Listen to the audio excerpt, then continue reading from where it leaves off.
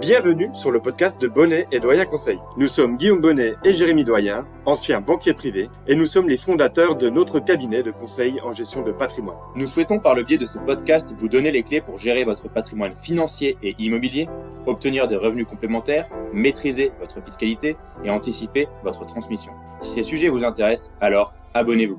Nous vous souhaitons une très bonne écoute. Et aujourd'hui, on répond à une question que tous les entrepreneurs ou les futurs entrepreneurs se sont posés.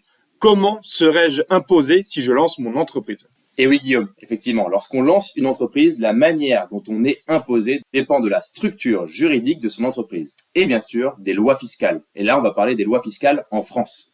Voici quelques-unes des structures d'entreprises courantes et comment elles sont imposées. On va parler donc ici de la SARL ou l'EURL, de la SAS ou de la SASU et enfin de la micro-entreprise. On va donc comparer ces trois possibilités d'entreprise et c'est donc trois statuts différents. Nous ne parlerons pas dans ce podcast de l'entreprise individuelle. Allez, commençons donc par expliquer ce qu'est une SARL et quelle est la fiscalité pour une SARL. On parle bien de la société par action à responsabilité limitée ou de l'entreprise unipersonnelle à responsabilité limitée. SARL et EURL, c'est la même chose, sauf que EURL, c'est quand on est tout seul. Exactement. On va donc commencer par cette SARL, on avancera ensuite sur les autres types de sociétés. La SARL, c'est une des sociétés avec la SAS qui est souvent la plus utilisée quand on va monter une activité et qu'on va vouloir choisir un des statuts pour faire son activité. On a un intérêt qui est énorme sur la SARL, c'est souvent quand on va comparer les charges sociales. On va donc commencer par parler des cotisations sociales. Quand on est gérant majoritaire d'une SARL en France, on va être considéré comme TNS. TNS, c'est travailleur non salarié. Il doit donc, le TNS, payer des cotisations sociales, notamment pour ce qui est de l'assurance maladie et de la retraite sur ses revenus professionnels.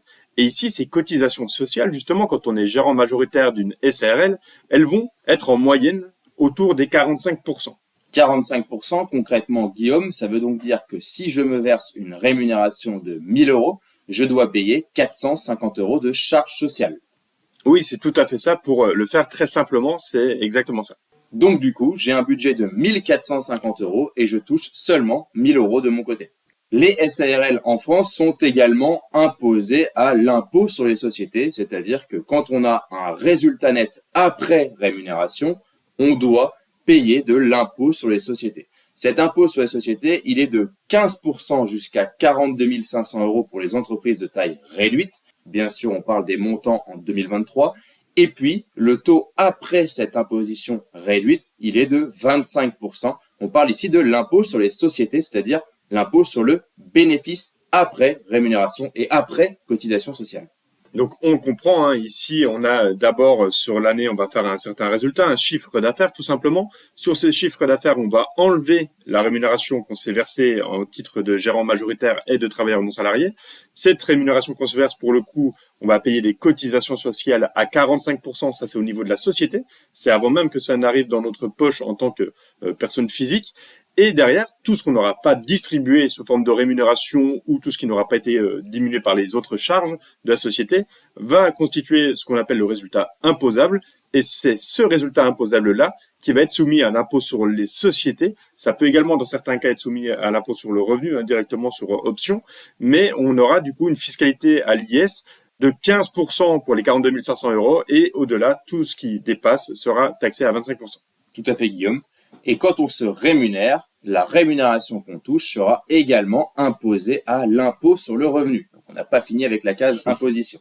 Enfin, quand on a une société et quand on a une SARL, on collecte la TVA et également on la reverse aux autorités fiscales. Cela dépend des dépenses de la société avec de la TVA et de ce qu'elle collecte. On fait un plus avec le moins et on donne si on en a reçu trop ou on perçoit si on n'en a pas assez reçu. Et enfin, Jérémy, comme toute entreprise, on aura également la cotisation foncière des entreprises, c'est-à-dire la CFE, qui est calculée en fonction du chiffre d'affaires ici également et de la valeur ajoutée de l'entreprise. Ça fait également partie des impôts qu'il faut prendre en compte quand on ouvre une société. Et pour être très concret, la CFE est gratuite la première année, ensuite elle est payée à 50% la deuxième année et enfin c'est en troisième année qu'on paye la totalité de la cotisation foncière des entreprises. Il est également possible en SARL de se distribuer des dividendes. C'est souvent un choix qui n'est pas réalisé car il faut distribuer des dividendes qui ne sont pas supérieurs à 10% du capital social, car sinon on aura des charges sociales complémentaires à payer. Si vous distribuez des dividendes en dessous de 10% du capital social, du montant du capital social, vous allez bénéficier du prélèvement forfaitaire unique. Donc si vous versez 10 000 euros car votre capital social est à 100 000 euros, vous allez avoir une imposition de 30% sur ces 10 000 euros versés, soit 3 000 euros d'imposition. Donc on l'a compris, la SARL, il y a plusieurs impôts qui sont différents. On commence toujours par la rémunération avec les cotisations sociales, puis enfin l'imposition sur les sociétés. Bien sûr, vous collectez la TVA et vous pouvez en dépenser. Donc vous faites plus par mois et vous donnez ce que vous avez trop perçu, ou le contraire, vous l'avez compris. Et bien sûr, comme toute société, il y a la cotisation foncière des entreprises. On a fait le tour de la SARL, on enchaîne maintenant sur la société par action simplifiée, la SAS, ou également la SASU, société par action simplifiée unipersonnelle. Et ici, en SAS, on a une première grande différence déjà avec la SARL qui va intéresser beaucoup de nos auditeurs, je pense. C'est pour ce qui concerne la rémunération, encore une fois. On recommence par ça en parlant des cotisations sociales. Pour cette fois-ci, le président de la SAS, puisque quand on va être sur une SAS, le président d'une SAS, il peut être soumis au régime général de la sécurité sociale quand il perçoit une rémunération. Et à ce moment-là, il va devoir payer également des cotisations sociales sur cette rémunération. Et là, les cotisations sociales, elles sont en moyenne à hauteur de 80% de votre rémunération, ce qui peut sembler très lourd quand on se souvient des 45% sur la SARL pour les TNS. Et oui, Guillaume, cette fois-ci, si je me verse une rémunération de 1 000 euros, je donne 800 euros de cotisation sociale. Donc le budget pour mon entreprise, au lieu d'être que de 1 450 euros, il doit être de 1 800 euros pour que je puisse percevoir 1 000 euros de rémunération. Une fois que je reçois cette rémunération, je le rappelle, je suis imposé à l'impôt sur le revenu en fonction de la rémunération que je souhaite me distribuer. Point important également, suite à ça, on a toujours, après la rémunération et les cotisations sociales, l'imposition sur les sociétés. Et cela fonctionne de la même manière que la SARL, 15% sur le bénéfice jusqu'à 42 500 euros pour les entreprises de taille réduite, puis 25% au-delà de 42 500 euros de bénéfice. Pour rappel, le bénéfice, c'est bien après la rémunération et après toutes les charges, dont la CFE et les autres taxes qu'on peut avoir dans une société. C'est important de le comprendre. Le bénéfice, c'est vraiment le résultat net. Et là, Jérémy, on commence quand même à se poser une question, c'est pourquoi est-ce que la SAS, du coup, elle est choisie par certains? Parce que là, elle semble vraiment moins intéressante.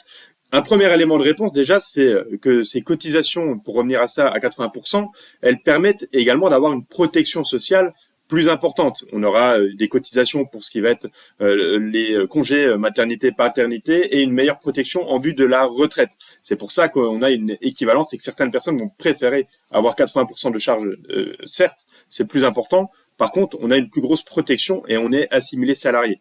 Donc le statut est un peu différent et la protection plus importante. Mais est-ce qu'il y a un autre avantage justement au niveau de la rémunération? Eh bien tout à fait Guillaume. Cette fois-ci, vous l'avez entendu tout à l'heure dans la SARL, on était limité pour la partie dividende à 10% du capital social, sinon on devait donner des charges sociales complémentaires qui peuvent être très importantes dans certains cas. Ici, pas de limite, vous pouvez vous verser autant de dividendes que vous souhaitez. Attention, vous devez vous verser quand même un minimum de rémunération pour éviter une taxe PUMA, une taxe pour les personnes qui éviteraient cette partie rémunération et charges sociales. Donc pour les dividendes, on va pouvoir se verser des dividendes après avoir payé l'impôt sur les sociétés. Donc, j'insiste, il faut payer l'impôt sur les sociétés et donc avoir des bénéfices pour se distribuer des dividendes.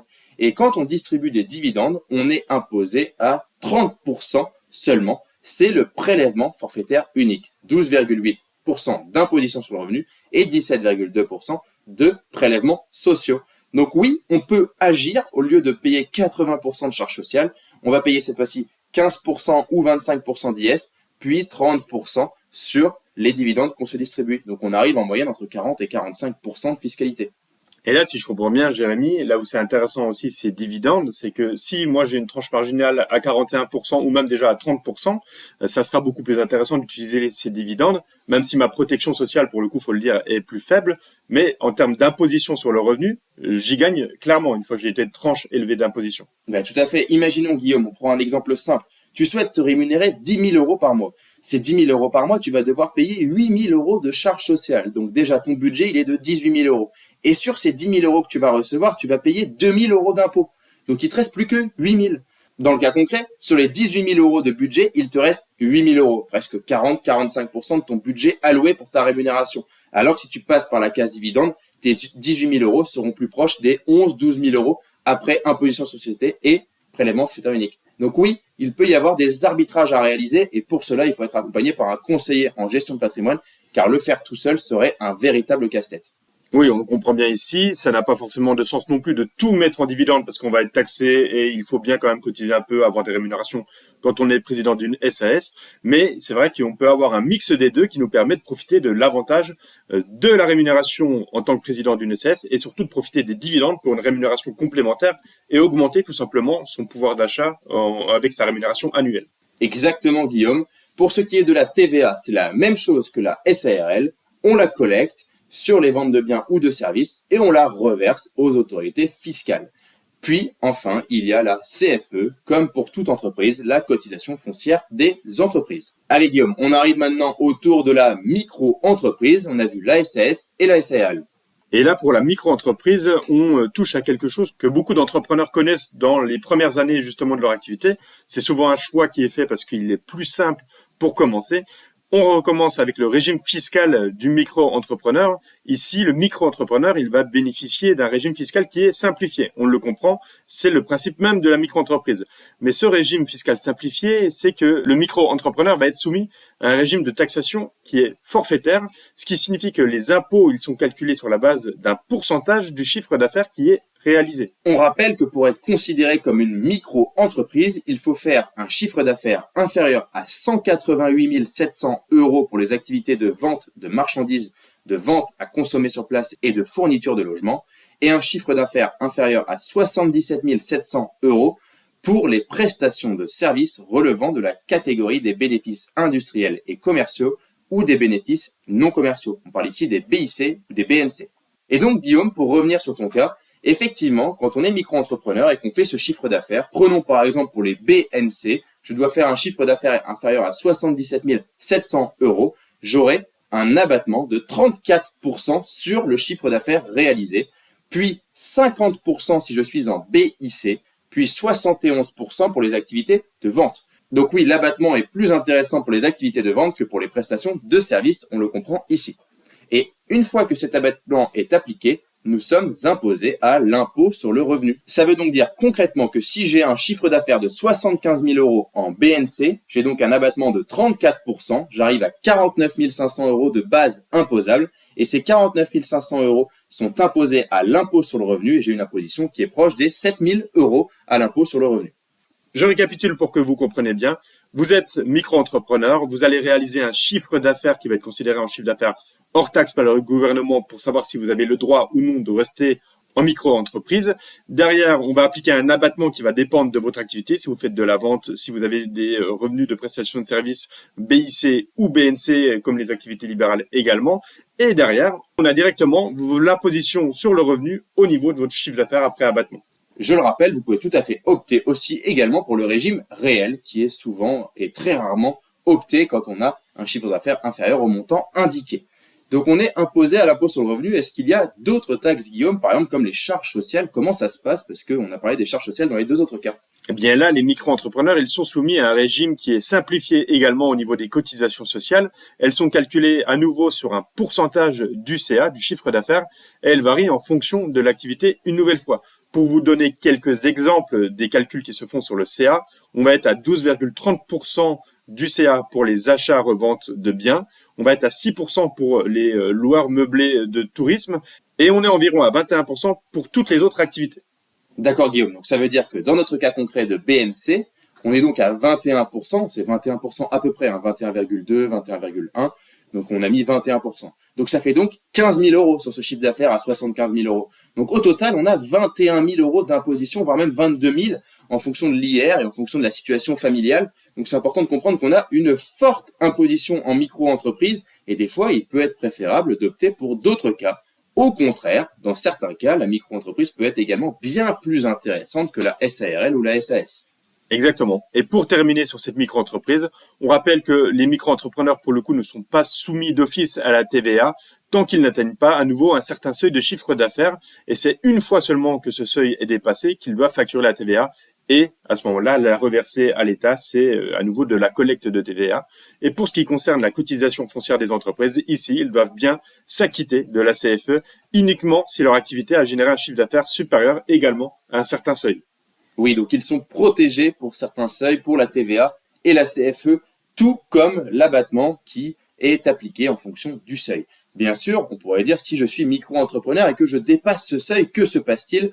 Vous avez le droit à une année où vous avez le droit de dépasser ce seuil et donc de ne pas être imposé au réel, puis une deuxième année, mais au bout de la deuxième année, c'est terminé. Vous allez passer en troisième année directement au régime réel. Et attention, car la note fiscale pourra être très lourde, car vous n'aurez plus cet abattement et souvent les charges ne sont pas aussi importantes que l'abattement appliqué. Et pour conclure cet épisode, il est important de comprendre que ici, on a échangé sur 3 types de sociétés. Chacune a des avantages et des inconvénients. Et là, le point qu'il faut comprendre de votre côté quand vous nous écoutez, c'est que l'accompagnement, il va dépendre de votre projet, de votre situation et de vos objectifs.